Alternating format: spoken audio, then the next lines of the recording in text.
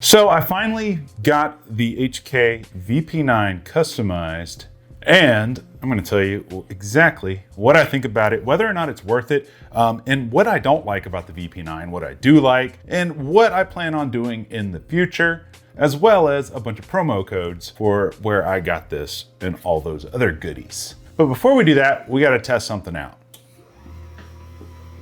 So which one do you like better? Camera 1 or camera 2? Camera 1 or camera 2?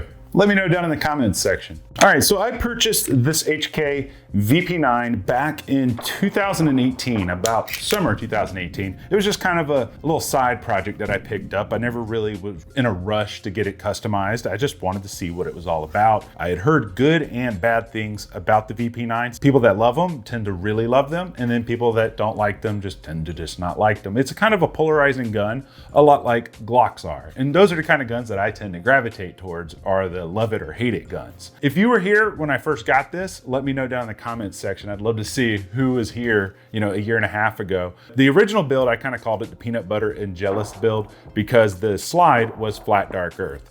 And I kind of just picked up the flat dark earth because it was at my local gun shop and it was available for a really good price. Preferably, I would have just bought one with a black slide and a gray frame, ordered it, but it was literally like $100 cheaper just to buy it at my local gun shop. And so I brought it home and immediately I shot it and I was pleasantly surprised. I thought it was going to be a lot worse than what it was. I think Talon did a review of one a long time ago and he talked about how the trigger didn't quite feel nice to him. And trigger feel is very much a personal preference. And so I was like, I wonder if I'm gonna have that same experience. And I pulled the trigger and I thought that the stock trigger was actually quite nice, considering it's an OEM trigger from the factory. However, that didn't stop me from replacing it. I've done videos on this one. This is the Lobos trigger that was customized by my buddy at Tactical Pontoon. I'll make sure to include a build list because I do have promo codes for a lot of this stuff, like the Holo Suns, the slide work. I'm actually gonna have a 20% off coupon code for. And then I might have one for the Holo Sun, maybe the trigger, maybe even the light, We'll just have to see how today goes. So in order to find the build list, guys, you just follow the first link in the video description. If that's something you want to pick up for yourself, I'll go search and find which websites are cheapest and put a little list there for you. But the main two things that I didn't like about this gun is, number one was the bore axis. If you're new to guns or new to this terminology, the bore axis is from the center of this barrel to the top of the webbing of your hand where it stops. From that button right here, approximately, to where the webbing of your hand starts, that's called your bore axis. Some guns have a smaller bore axis and some guns have a higher bore axis. Now, typically, a lot of people prefer guns with the lowest bore axis possible. Reason that is, closer the bore is to the webbing of your hand, the less muzzle flip you get because it's less top heavy. Think of a big rig going around a corner really fast. It's very top heavy, so it's more likely to flip over. Whereas if you cut the top of it off and have all the center of gravity towards the ground, now it's less likely to flip. That's why race cars are lowered and squatty, because they're less likely to flip, they just turn. And so whenever you shoot a gun with a high bore axis, you definitely get a lot more rotation. Whereas if you shoot a gun that has a little bit less bore axis, it's more of a straight back and forth motion. You get a little flip, but it's less. A couple of guns that have really good bore axes, in my opinion, are the M&P series, whether it's the 1.0 or 2.0.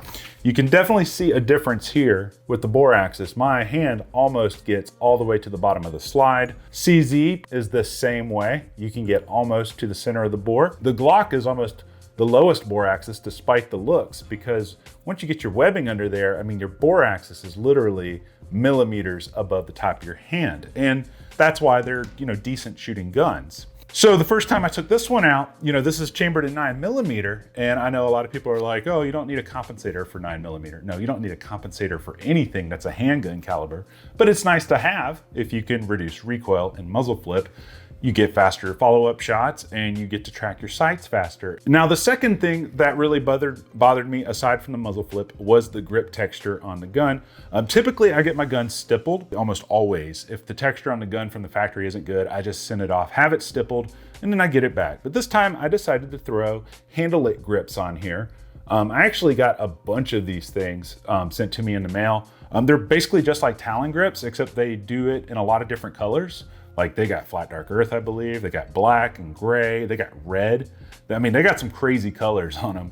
And then they also have them for AR-15s. And not only do they have them for AR-15s, but they have them for your standard A2 grip, your BCM grips, your Magpul Mo K2, Mo K+, like all those different grips, they got a grip for it. But aside from those two things, everything else about this gun was enjoyable. I didn't really prefer the color. Like I mentioned earlier, it was just cheap to buy. So I got the slide work done by Slideworks Engineering. And when I started researching different types of companies that cut the slides for the HK VP9, there was only about 3. I stumbled across Slideworks Engineering, went to their website, and they have this cut right here, and this one's called the Tracer cut. We'll dive up close in a second so you can get a better look at it, but basically it's the best looking slide cut that I've seen for the HK VP9. I don't know what he calls it. I literally just found a car that was wrapped in a wrap that looked like this. And I was like, can you make it look like that? And he said, yes, no problem. And then I got the optic cut for the Holosun 507C/Trijicon RMR. So my goal with it was to get this cut to lighten the slide. That way we'd had lighter reciprocating mass, therefore hopefully reducing the muzzle flip. And then I added a little bit of a light to the end also to reduce muzzle flip. I haven't gotten a compensator yet for it. I was gonna try the different compensators that are available for it, but that's gonna be in a future video. But the question kind of becomes, did all of that work or not? But before we answer that question, let's dive up close, take a look at it real quick in all its glory, and that way you can see what it looks like. Then we're gonna go over the shooting footage and see if my goals were actually met or not. So I wanted to show this to you real quick, give you guys kind of a better look at what the slide cuts look like, what the grip texture looks like, and the trigger. I've already done a video on the trigger in the past, so if you want to see a full detailed review about that, I'll be sure to link that down in the description for you. But check this out. We got these beautiful dead sexy serrations on the top along with the window. On the sides, you get some really nice serrations and a window as well. And then you can see kind of right down on each side, they took quite a bit of weight off the sides of it by giving this really nice profile on it. On the rear here, they didn't really do much on the rear except for cut the Trijicon RMR cut, Holosun 507C cut. For those of you that don't know, the Holosun 407C, 507C, and the Trijicon RMRs are the exact same size, so they have the same footprint for optics. I mean, look at how good of a job they did with the Cerakote on it. You can't see any lines in between the layers. But let me show you a bad example of one. So this is a Glock 26 slide that I had done a few years ago. And I had this done in a multicam, and within a month, I mean, it was chipping and you can see all these little pits in it. I don't know how well that's gonna show up on camera, but if you look in this black, you'll see these little specks. It looks like specks of dust on it. It's really strange.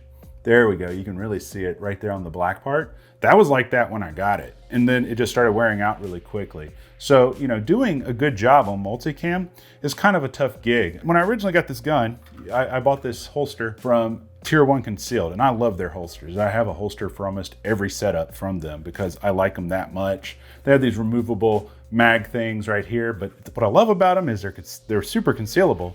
But not only that, they're just one of the very few companies that I found, not to saying that others don't exist, but every single time you order something, there's nothing wrong with the product, and they get a lot of orders, and then they're able to keep up with a high demand of orders. And that's kind of been the problem I've had in the past as the channel's grown and I started reviewing holsters for smaller companies. I love doing that. But then there would be a flood of orders and they just couldn't keep up. And then the subscribers and stuff were just very kind of getting agitated because they would put in an order like the day after the review dropped and they couldn't get their hands on it. So I decided to kind of just stick with them. They're not a sponsor of the channel, but they're the only company I found so far that can keep up with lead times. So I'll be sure to include a link for these guys, but I love them to death. I've done multiple videos on it. The only downside is I wish I would have got it done for a light. And I don't know what light I'm going to be using. Right now I have this Viridian X5L on it that is a green laser and a light. I just use it as a light, but I'm actually going to do a full review of this in the future. Very nice indeed. So that's what it looks like. Now let's jump up top and see how it actually shoots. Back up top. All right, cool. So that's what it looks like, guys, in all its little glory. I think it looks dead sexy. I really think that this type of camo color really sets it off very nicely. But looks aside, how the heck does this thing run? I mean, is the cycling affected? Can I still shoot it really well?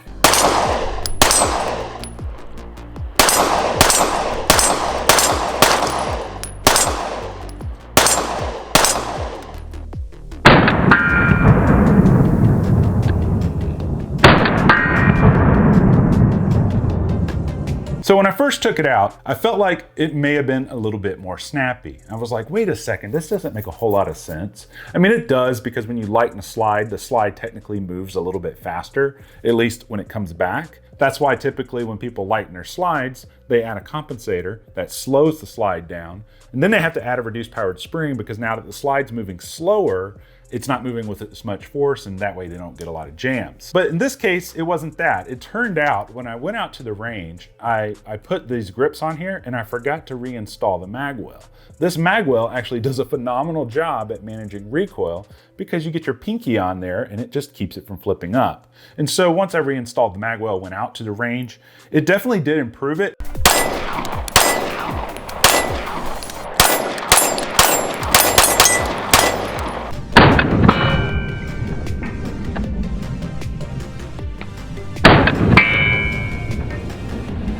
Now, it's kind of weird because the felt recoil seems that it's minimal, but on camera, when I look at the old footage of the VP9 versus the footage from this one, it definitely seems to shoot a lot flatter. The only thing is, I feel like, is when it recoils, I don't feel like it's coming back down fast enough. I kind of feel like it pops up and stays up, and therefore, I think it might need a little bit of a stronger spring, or we're gonna need to add a compensator to it. Because I think what's happening is, I think that it's reciprocating back really quickly, but when it gets slammed home by the spring, I don't think there's enough weight to bring it back. It shoots a lot better when you add a light to it, and I haven't had any types of issues with it in regards to malfunctions or jams or erratic ejections or anything like that. It's all functioning just fine. It's just, we removed weight, and now I feel like the sights aren't settling fast enough. So we're gonna have to figure that out moving forward.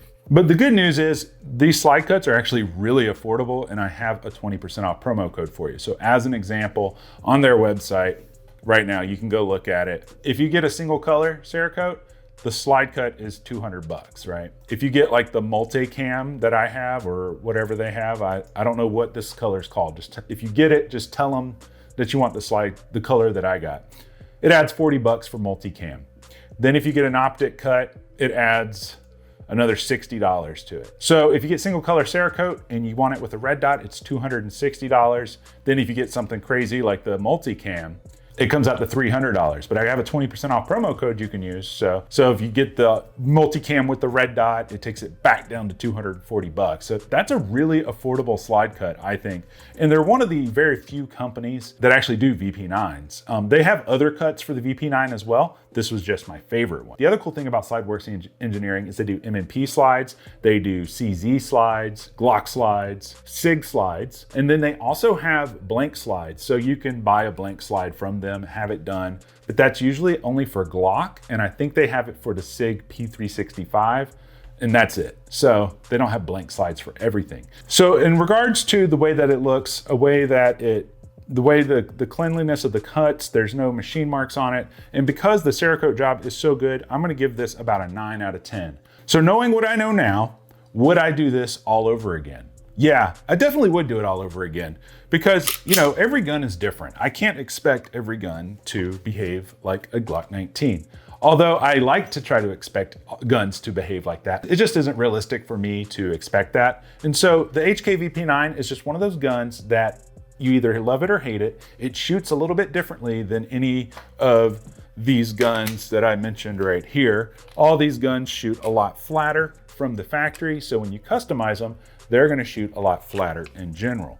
But I like this gun because it's a challenge, and so in the future, I'm actually gonna do some other stuff to it. We're gonna play with the spring weights, we're gonna play with compensators. We're just gonna see where we can take it with this build, see how far we can go. I'll probably get a set of suppressor height sights so that I can get something to co-witness with.